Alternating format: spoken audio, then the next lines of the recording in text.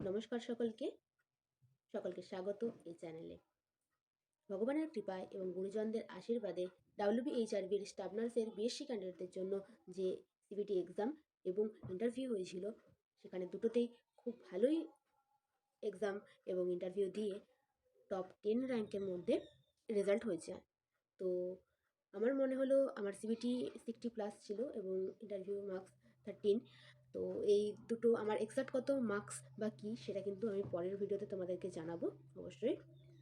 তো আমার মনে হলো যে আমার এই ইন্টারভিউ এক্সপিরিয়েন্সটা একটু অন্যরকম ছিল, সকলের জন্য একটু কনফিডেন্স আনতে পারে এখনও যাদের ইন্টারভিউ চলছে। তো সেই কারণেই আমার একটা ছোট্ট একটা ক্লাস। তাহলে চলো শুরু করি।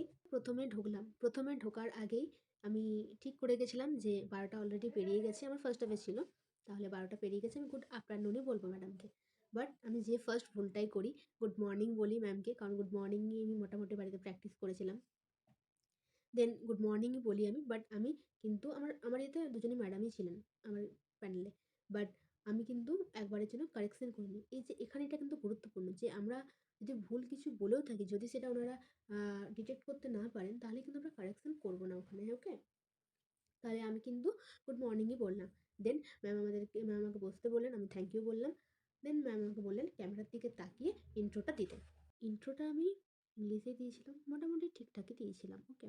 তো ইন্ট্রোটা একটু সিম্পলি রাখবে, যে তোমার নাম কি, তুমি কোথা থেকে এসেছো, মানে তোমার বাড়ি কোথায়, তুমি কোন কলেজে পড়েছো, অ্যান্ড তুমি কবে পাস আউট করেছো, এবং তুমি যদি রিসেন্টলি কোনো জায়গায় পোস্টেড থাকো তাহলে তুমি সেই জায়গায় বলবে। এরপর যেটা আসি, এরপর আমাকে ম্যাডাম জিজ্ঞাসা করলেন যে বলো তো তুমি, তাহলে একটা কোশ্চেন করলেন। তো এই যে প্রথম কোশ্চেন দেখতে পাচ্ছ, why geriatric population is called as burden of society. এই কোশ্চেনটা ম্যাম সেম টু সেম ইংলিশে আমাকে করেছিল। সো সেই কারণে আমি ইংলিশে এটার অ্যান্সারটা দেওয়ার চেষ্টা করেছিলাম।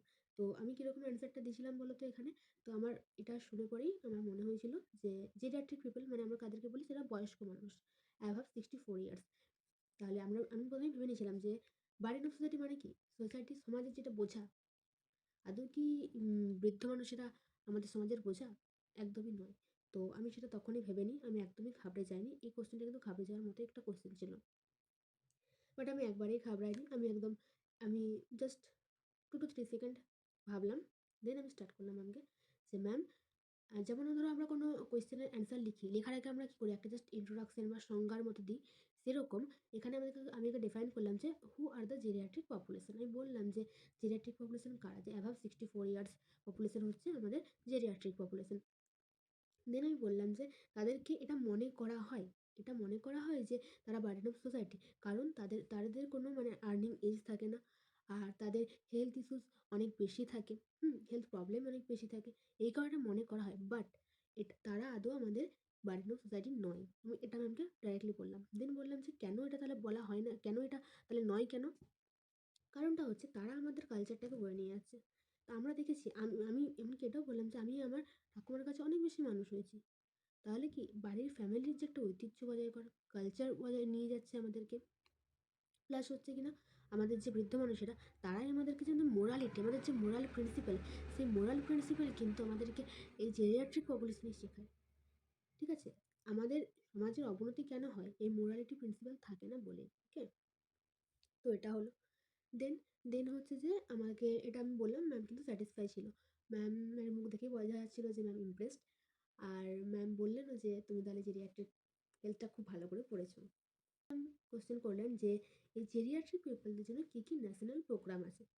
তো আমার মাথায় সেই মুহূর্তে জেরিয়াট্রিক পপুলেশনের জন্য ন্যাশনাল প্রোগ্রাম আমার মাথায় সেরকমভাবে কিছু আসেনি, কারণ আমি হেলথ প্রোগ্রাম মোটামুটি পড়ে গেছি, ন্যাশনাল প্রোগ্রামগুলো অ্যান্টি পোস্ট নিউবর্ন সবই পড়েছিলাম। বাট জেরিয়াট্রিক পপুলেশনের জন্য আমার সেরকম কিছু মাথায় আসেনি। আমার যে দুটো মোটামুটি মাথায় এসেছিল আমি সেগুলো বললাম, যে ওয়েস্ট বেঙ্গলে একটা বয়স্ক ভাতা দেওয়া হয় সেটা, আরেকটা বললাম কিনা যেটা প্রধানমন্ত্রী স্বাস্থ্য যোজনার একটা আছে আয়ুষ্মান ভারতের আন্ডারে, যেখানে হোল পপুলেশনকে কিন্তু একটা 5 লাখ টাকা পার ফ্যামিলি পার ইয়ার দেওয়া হয়, সেটা বললাম। ম্যাম বললো যে না, ওটা তো পুরো ফ্যামিলির জন্য হয়ে যাচ্ছে, তো ওটা হবে না। আমি বললাম হ্যাঁ ম্যাম, এটা ঠিক, এটা পুরো ফ্যামিলির জন্য হয়ে যাচ্ছে। তো ম্যাম বললাম আর কিছু, দিয়ে পর আমি বললাম ম্যাম এই মুহূর্তে আমার মনে পড়ছে না, যেটা পারবে না সেটা তখনই বলে দেবে। দেন আমাকে জিজ্ঞাসা ম্যাম, হ্যাঁ, দেন ম্যাম নিজেই স্টার্ট করলেন। ম্যাম বললেন যে জিরাটিক পিপলদের জন্য কী, কী ন্যাশনাল প্রোগ্রাম আছে, ন্যাশনাল প্রোগ্রাম নয়, তিনি বললেন কী, কী সুযোগ সুবিধা আছে। কাট দেন ম্যাম স্টার্ট করলেন। ম্যাম বললেন যে জেরিয়াট্রিক পিপলের জন্য কত রকমের সুযোগ সুবিধা দেওয়া হয়। এই যে ট্রেনে, বাসে, ট্রামে সব জায়গায় তাদের জন্য আলাদা করে সিট রিজার্ভ করা থাকে। পোস্ট অফিসে গেলে তাদের জন্য আলাদা লাইন আছে। ব্যাংকেও সেম। পোস্ট অফিসে এমনকি একটা আলাদা মানে বৃদ্ধদের জন্য আলাদা ইন্টারেস্ট থাকে। ইন্টারেস্ট একটু বেশি থাকে তাদের জন্য। তাদের পেনশনের জন্য আলাদা একটা স্কিম থাকে। তো এই সবগুলোই হচ্ছে জেরিয়াট্রিক পপুলেশনের জন্য একটা এক্সট্রা অ্যাডভান্টেজ থাকে সেইগুলো। ঠিক আছে? তো এটা হলো দেন দেন ম্যাম বললেন ঠিক আছে। এখানে কিন্তু জিনিস মনে রাখবে যখন তোমাকে একজন ম্যাডাম কোয়েশ্চেন করছে, তুমি তার সাথে আই কনট্যাক্ট করবে। আর তিনি যেগুলো বলছেন সেগুলোতে কিন্তু তুমি হ্যাঁ দিয়ে যাবে। হ্যাঁ ম্যাম, হ্যাঁ ম্যাম। এখানে কিন্তু হ্যাঁ বলার দরকার নেই। আমরা নন ভার্বাল কমিউনিকেশন কিন্তু বেশি ইউজ করব। নডিং, মাথা নাড়া, হ্যাঁ ম্যাম ঠিক বলেছেন। দেন একটা লাস্টে থ্যাংক ইউ বলবে। এই তুমি যতক্ষণ ওই ম্যাডামের কাছে দিচ্ছ একজন ম্যাডামের কাছে ইন্টারভিউ, তখন কিন্তু মনে রাখবে আরেকজন ম্যাডাম কিন্তু তোমাকে পরখ করছেন। মনে রাখবে আরেকটা কিন্তু ক্যামেরা তোমার ওপর অলরেডি আছে, এটা কিন্তু মাথায় রাখতে হবে। ওকে? দেন আমাকে আরেকজন ম্যাডাম জিজ্ঞাসা করলেন যে আমার নাম কি, আমার ইয়েটা আমার টাইটেলটা বোঝা ছিল না, তো কি কাস্ট এটা। তো সেই কাজটা আমার জিজ্ঞাসা করলেন। আর দেন এরপর বাড়িতে কে কে, ফ্যামিলি ব্যাকগ্রাউন্ডের দিকে চলে গেল। বাড়িতে কে কে আছেন, বাবা কি করেন, এইসব। এখান থেকে আর বেশি কিছু করেনি। তো এবারে বললেন যে বলো তো তুমি তাহলে তুমি নার্সিং কেন চুজ করলে। উনি কোশ্চেন আমাকে বাংলাতেই করেছিলেন, তাই আমি বাংলাতেই অ্যান্সারটা দিলাম। আমার একদম পাতি নার্সিং চুজ করার যে আসল মূল কারণ আমি বাড়িতে একটা ঠিকই করে গেছিলাম, আমি সেটাই বলেছি। একদম পাতি মূল কারণ। ঠিক আছে? তোমাদের যেটা রিয়েল কারণ, আমার মনে হয় যে রিয়েল কারণটা বলাটা হচ্ছে বেস্ট। ওকে? তো আমি এখানে বললাম যে আমার মেডিকেলে ইন্টারেস্ট ছিল, কারণ আমি যখন 9, 10, 11, 12 পড়তাম তখন বায়োলজিতে আমাদের মেডিকেল সায়েন্সটা আমাকে বেশি করতো, জুলজির পার্টটা, হিউম্যান বডি পার্টসটা। কারণ আমাদের একজন টিচার ছিল, সেই টিচার কিন্তু বায়োলজি টিচার খুবই ভালো ছিলেন, আমি সেই টিচারের নাম করেছিলাম। আর সত্যি সেটাই আমার কাছে সত্যি ছিল। তাহলে ম্যাম বললেন যে আমি বললাম যে ম্যাম এখান থেকে আমার ফার্স্ট ইন্টারেস্টটা আসে। দেন কোভিডের সময় আমরা দেখতে পাই যে কী পরিস্থিতি এসেছিল, নার্সরা একদম ফার্স্ট লাইন ওয়ার্কার হিসেবে কাজ করেছিল। এটা আর দেন বললেন যে, "তাহলে তুমি মেডিকেলে গেলে না কেন?" এটা ম্যাম জিজ্ঞাসা করলেন। তো আমি ম্যামকে বললাম, "ম্যাম আমি ফার্স্ট ইয়ার দিয়েছিলাম। যেটা কারেন্ট ইয়ার ছিল আমার, সেখানে দিয়েছিলাম। বাট সেখানে হয়নি আমার। সেইজন্য আমি আর নেক্সট টাইম ট্রাই করিনি।" তো ম্যাম আবার জিজ্ঞাসা করলেন, "তুমি নেক্সট টাইম ট্রাই করোনি কেন?" আমি বললাম, "ম্যাম আমি অলরেডি তখন বিএসসি নার্সিংয়ে অ্যাডমিশন নিয়ে নিয়েছিলাম। আর আমার তখন নার্সিং সম্বন্ধে আমি কিছুটা জানতে পেরেছিলাম। আমার ভালো লেগেছিল, আমার ওয়ার্ক এক্সপেরিয়েন্স ভালো ছিল। সেই কারণেই কিন্তু আমার আর যেতে ইচ্ছা করেনি। তাই আমি আর নেক্সট টাইম এটা নিয়ে ভাবিনি।" এরপর কিছু কি পয়েন্টস। আমি আমার ইন্টারভিউ থেকে যে কি পয়েন্টসগুলো সম্বন্ধে আমার মনে হয়েছে বেশি ইম্পর্টেন্ট সেগুলো আমি তোমাদেরকে বলছি। যে বি কাম অ্যান্ড হাম্বল। ওকে? যে তুমি শান্ত থাকবে, হাম্বল থাকবে, নম্র থাকবে। ঠিক আছে? তুমি বিরাট কিছু একটা অ্যাটিটিউড নিয়েও যাবে না। ঠিক আছে? একদম সিম্পল ড্রেস পরে যাবে, এইসব কিছু। ওকে? Be truthful. কারণ এই যে তুমি কেন নার্সিংয়ে এসেছিলে, তুমি কেন জব করছো না, এই কোয়েশ্চেনগুলো থাকবে। এখানে যেটা সত্যি সেটাই বলবে। ওকে? Good listener. ওই যে একজন, আমি যে কোশ্চেনটা পারিনি সেখানে কিন্তু আমি খুব মন দিয়ে শুনেছিলাম যে ম্যাডাম কী কী বলেছেন সেখানে আমাকে। ওকে? তো গুড লিসেনার হবে। এখানে এই যে নন ভার্বাল কমিউনিকেশন যে ইউজ করলাম, নডিং, মাথা নাড়া, খুব খুব ইম্পর্টেন্ট। হ্যাঁ ম্যাম, হ্যাঁ ম্যাম ঠিক বলছেন আপনি।